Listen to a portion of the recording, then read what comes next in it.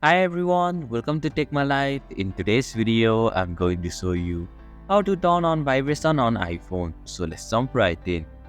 First, open the settings app, scroll down and find the sound and haptics option. Once you find it, tap on it. Within the sound and haptics menu, you will find an option called haptics. Simply tap on it to proceed.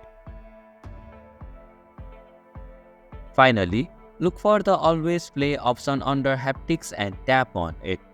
This will ensure that your iPhone vibrates for notifications and alerts. And this is how you can turn on vibration on iPhone. Thank you for watching Take My Life. Hope this video was helpful. If it was, then hit the like button and comment down if you have any questions or feedback. Also, if you are new to our channel, please subscribe and hit the bell icon so that you won't miss our upcoming videos.